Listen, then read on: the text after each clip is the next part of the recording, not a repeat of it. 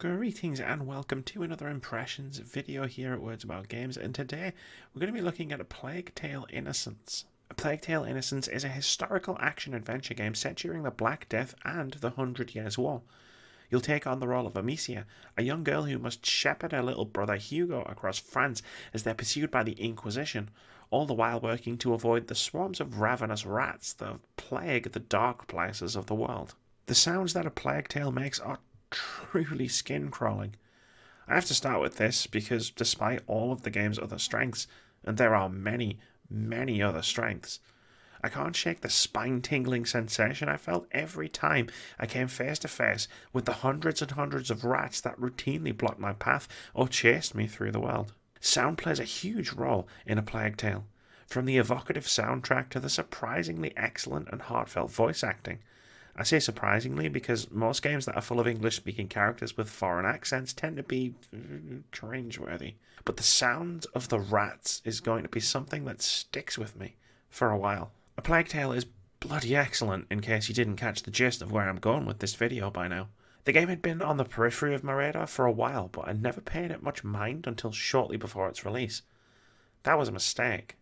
This is, without a doubt, one of my favourite games of 2019 so far, and all I can think about, even as I type up my impressions of its first half, is how much I want to dive back in and keep ploughing forward through its deeply heartbreaking, excellently woven story. A Plague Tale: Innocence is that rare beast in modern gaming.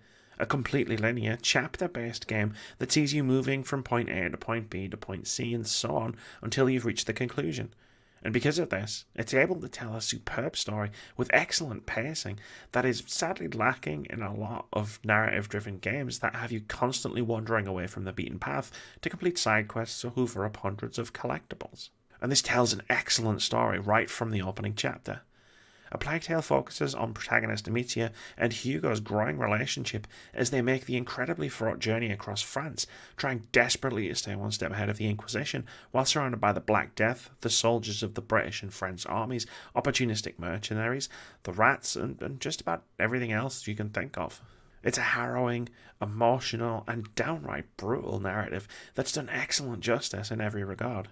The game quickly got me emotionally invested in Amicia and Hugo's story thanks to some brilliant writing and two excellent vocal performances.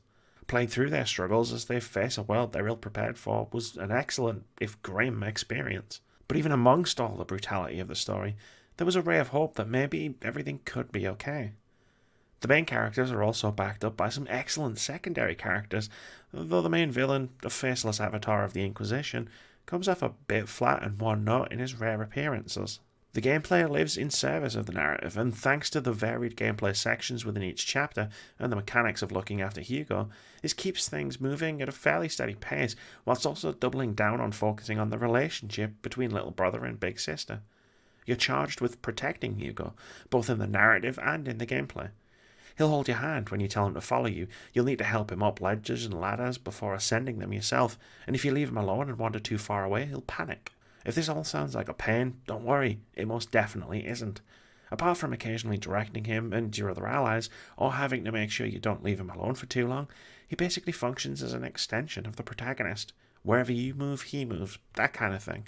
The gameplay is divided between multiple different adventure game type mechanics, with almost clearly highlighted divides between each. You'll spend time walking and talking in the world, exploring it, taking in environmental details, and letting characters converse. There are also stealth sections, action sections which generally involve running away, although Amicia does have a sling that can be lethal to enemies that aren't wearing helmets, and puzzle solving sections.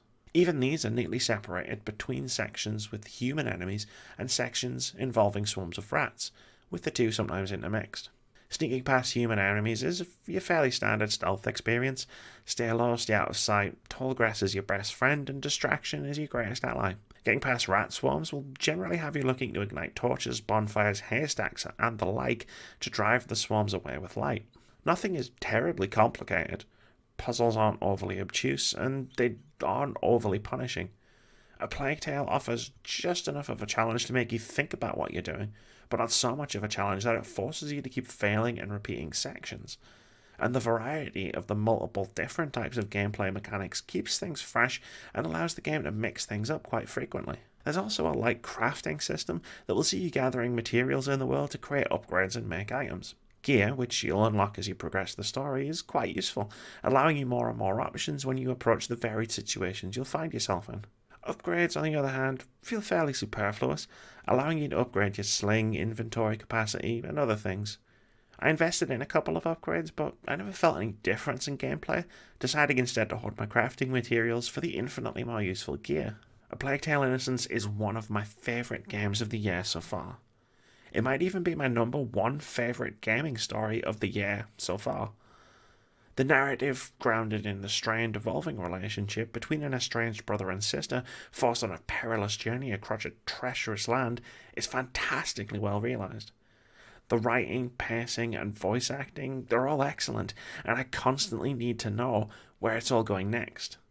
It's supported by some really smartly implemented gameplay with a ton of variety that keeps the game going at a great pace and keeps things varied as you're playing.